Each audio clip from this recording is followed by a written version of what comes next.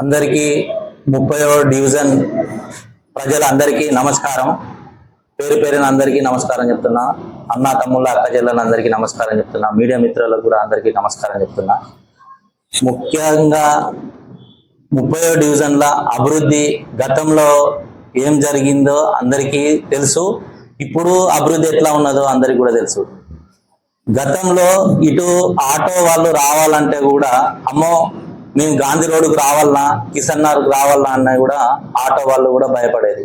ఈరోజు బస్టాండ్ నుంచి అవలీలంగా ఆటోలు ఏడికి అని అంటే కిషన్ నగర్ అంటే అమ్మ మేము వస్తాం అంటే ₹1 తక్కువైనా మంచిదే, రోడ్లు బాగా ఉన్నాయి, మాకు అభివృద్ధి బాగా కనబడుతుంది అని ఆటో వాళ్ళు కూడా ఉత్సాహంగా కిషన్ నగర్ అంటే అందులో గాంధీ రోడ్ అంటే కూడా పరిగెత్తుకుంటూ వచ్చే వాళ్ళు కూడా ఉన్నారు. గతంలో కాంగ్రెస్ ప్రభుత్వం ఎన్ని హామీలు ఇచ్చినాయో అందరికీ తెలుసు.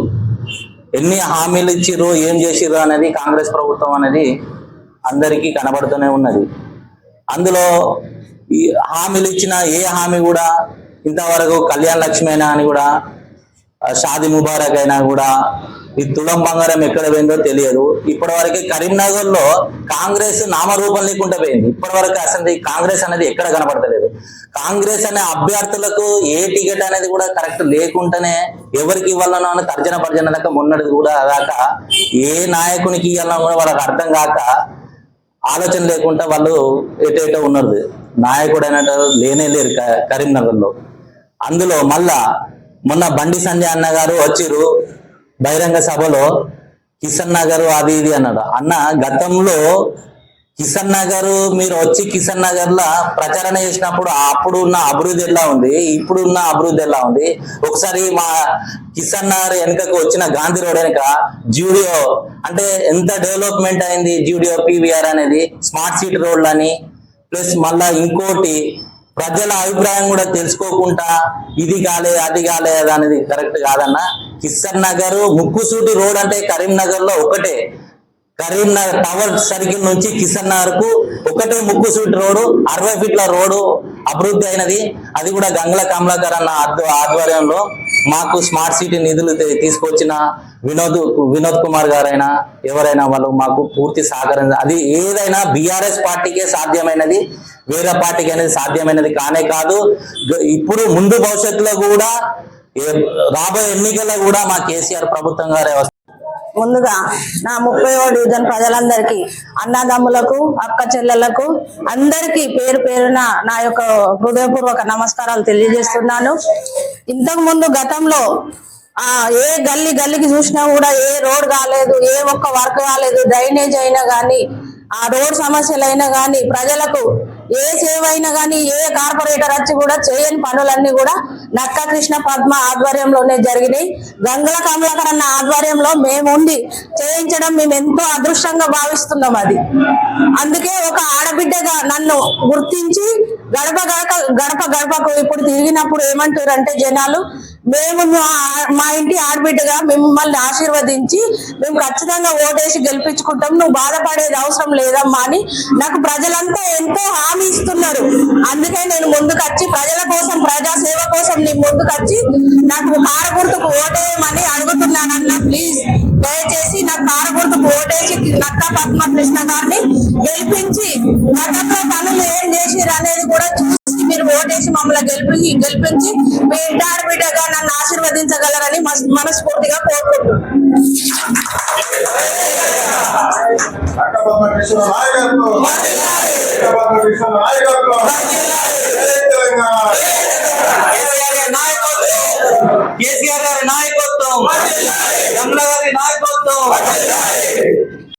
నమస్కారం అన్న, నా పేరు నక్క నితీష్ కుమార్, నేను బీకామ్ గ్రాడ్యుయేట్ 30వ డివిజన్. అయితే యాక్చువల్గా ఇప్పుడు ఏమైతుందంటే కాంగ్రెస్ కానీ ఇతర పార్టీలు కానీ 6 గ్యారెంటీలు ఇచ్చింది కాంగ్రెస్, ఒక్కటన్నా సక్సెస్ అయినా అన్ని విఫలమైంది. తులం బంగారం ఏడిపోయింది. ఈరోజు అన్ఎంప్లాయ్మెంట్, ఒక్కొక్క స్టూడెంట్ కి ఉద్యోగం లేక రోడ్ మీద అడుక్కునే స్థితికి వచ్చింది అన్న. ఈరోజు చాలా బాధపడుతున్నాం మేము. ఇంత గ్రాడ్యుయేషన్ చేసి ఒక్క ఉద్యోగం, జొమాటో కొడితే 60,000 వస్తున్నాయి అన్న, జొమాటో కొడితే 60,000-30,000 వస్తున్నాయి. మేము ఉద్యోగం చేద్దామంటే 10-15,000. ముందు రేవంత్ రెడ్డి ఏం చెప్పిండు, అందరికి ఇల్లు ఇస్తా, అది ఇస్తా, తులం బంగారం ఇస్తా పెళ్ళైతే అన్నారు. తులం బంగారం ఎక్కడికి పోయింది ఈ రోజున? ఉద్యోగాలు ఎడిపోయినాయి. అంటే 30వ డివిజన్ లా అందరు ఈ రోజు అభివృద్ధి ఎక్కడ జరిగింది అంటే మీ కళ్ళ ముంగట కట్టినట్టు కనిపిస్తా ఉంది. పీబీఆర్ మాల్ కానీ, 60 ఫీట్ల సిసి రోడ్లు కానీ, అండర్ డ్రైనేజీలు కానీ, ప్రతి గల్లీలా అండర్ డ్రైనేజ్ రోడ్లు అయినాయి, రోడ్లు అయినాయి, సిసి రోడ్లు అయినాయి 60 ఫీట్లది. ఇవంతా అభివృద్ధి మీ కళ్ళ కల్పిస్తలేదా? ఈ రోజు 5 సంవత్సరాల క్రితం లేని లీడర్స్ ఈ రోజు వచ్చి అభివృద్ధి కాలేదు అంటే మీ కళ్ళ గడ్డినట్టే కనిపిస్తా ఉన్నది. ఆ రోడ్లు కానీ, ఆ టెంపుల్ కానీ, ఈ పీబీఆర్ మాల్ కానీ, అండర్ డ్రైనేజీలు కానీ, ఇవన్నీ డెవలప్మెంట్ కాదా? ఒక్కసారి మీకు మీరే ప్రశ్నించుకోండి. మీరంతా కరోనా టైంలో ఎక్కడ ఉన్నారు? మేము కూరగాయలు వంచినప్పుడు ఎక్కడ ఉన్నారు? నక్క పద్మకృష్ణ గారు కరోనా టైంలో ఇంటింటికి వెళ్ళి మెడిసిన్లు కానీ, ఇతర వస్తువులు కానీ, కూరగాయలు కానీ పంచినప్పుడు మీరంతా ఎక్కడికి వెళ్ళారు? ఈ రోజు 5 సంవత్సరాలు ఎన్నికలు రాగానే నేనున్నా ముంగడు అని వచ్చిరు. 5 సంవత్సరాల క్రితం మీరంతా ఎక్కడికి వెళ్ళారు అని ప్రశ్నిస్తా ఉన్నా నేను ఈరోజు. అందరికీ, డివిజన్ యూత్ అందరికీ, ప్రజలందరికీ నేను చేసే విన్నపం ఒకటే, డెవలప్మెంట్ ని కోరుకోండి, అభివృద్ధి చేయించుకోండి అని కోరుకుంటా ఉన్నా. నమస్కారం.